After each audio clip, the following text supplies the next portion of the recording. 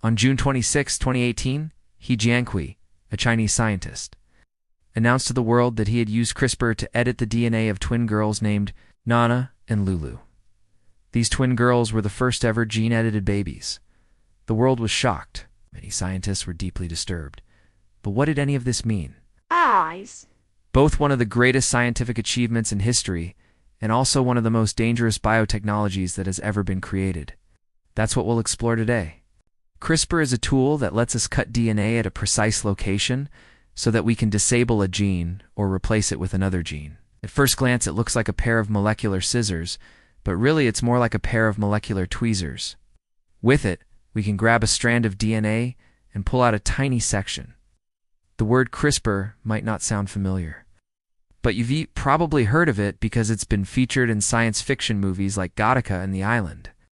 In these films, CRISPR is used to enhance human abilities or to eliminate undesirable traits from future children.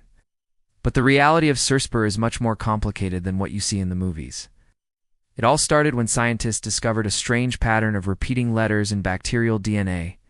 They called them CRISPRs, which stands for clustered, regularly interspaced short palindromic repeats. At first, scientists didn't know what they were. But then they realized that CRISPR sequences contained viral DNA. That meant that bacteria use CRISPR sequences as a kind of immune system. When a virus attacks a bacterium and injects its DNA into the cell, the bacterium cuts the viral DNA into small pieces and stores some of those pieces between the CRISPR sequences. The next time the same virus attacks, the bacterium recognizes it right away and uses an enzyme called Cas9 to cut up the viral DNA and destroy it. Scientists realized that they could harness this natural process by providing the Cas9 enzyme with a new set of instructions. Instead of targeting viral DNA, Cas9 could be programmed to target any piece of DNA, even human DNA. In fact, Cas9 is so precise that it can cut DNA at a specific location. This makes CRISPR one of the most accurate gene editing tools ever developed. There are three main ways that scientists use CRISPR. The first is to knock out a gene, meaning to disable it. This can be useful if you want to study the function of a gene, or if you want to develop a new treatment for a disease. For example, scientists have used CRISPR to knock out the gene responsible for cystic fibrosis. This has helped them to learn more about the disease and develop new potential treatments. The second way is to knock in a gene, meaning to insert a new gene into a cell. This can be useful if you want to replace a faulty gene with a healthy one. For example, scientists have used CRISPR to knock in a healthy version of the CCR5 gene into cells taken from people with HIV. This has allowed the cells to resist infection by the virus. The third way is to knock in a mutation. This can be useful if you want to study the function of a gene, or if you want to develop a new treatment for a disease. For example, scientists have used CRISPR to knock in a mutation into the dystrophin gene in muscle cells. This has helped them to learn more about muscular dystrophy and develop new potential treatments. But there are many benefits of using CRISPR besides its accuracy.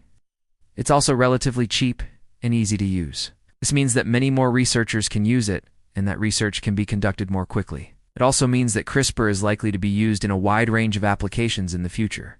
So what do you think? Is CRISPR a powerful tool that will help us improve the human condition, or is it a dangerous technology that could have unintended consequences? Let me know in the comments below. In the years since He Jiankui edited the DNA of those twin girls, scientists around the world have been working hard to catch up with China. Right now, there are dozens of clinical trials using CRISPR to treat various diseases. Most of these trials are for rare disorders caused by a single gene mutation. One trial is for sickle cell disease, while another is for beta thalassemia. Sickle cell disease and beta thalassemia are blood disorders that can cause pain, anemia, and organ damage. The goal of the trials is to determine whether CRISPR can be used to edit the genes that cause these disorders. If the trials are successful, it could lead to new treatments for millions of people around the world. Of course, we can't talk about CRISPR without talking about the ethics of gene editing. There are many ethical concerns surrounding CRISPR, including the potential for misuse and the risk of unintended consequences.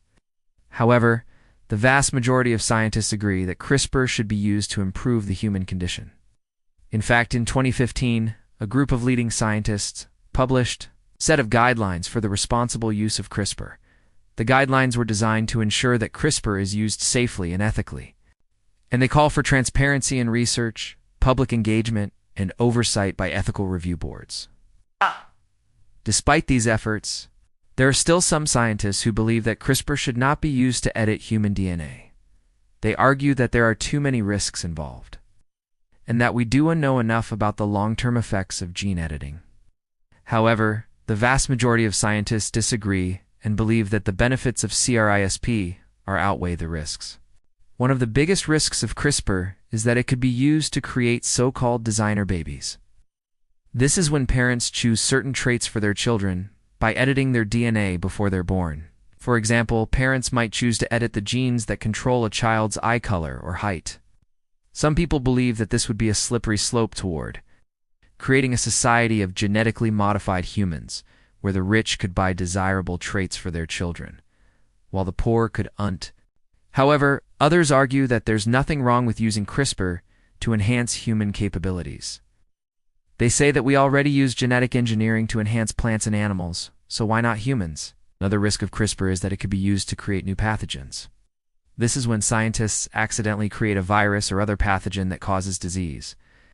For example, in 2015, a team of scientists at the University of Minnesota accidentally created a strain of bird flu that was highly contagious and deadly to humans.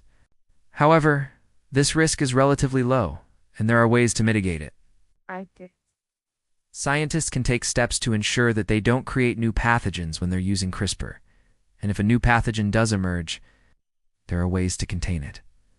Despite these risks, the benefits of CRISPR are just too great to ignore. We're just beginning to understand the potential of this technology, but it's already clear that it has the potential to revolutionize medicine and improve the human condition. As you've seen, CRISPR is an incredibly powerful tool. It's accurate, efficient, and easy to use. It also has the potential to treat or even cure diseases that afflict millions of people around the world. There are, of course, risks associated with any new technology, but the benefits of CRISPR outweigh the risks. We should continue to explore the potential of this technology and make sure it's used responsibly. That's why I'm excited about the future of CRISPR. I believe that this technology has the potential to revolutionize medicine and improve the lives of millions of people around the world. What do you think? Let me know in the comments below. If you liked this video, you might also like my video on RNA interference, which is another biotechnology that has the potential to revolutionize medicine. You can watch that video here. Thanks for watching.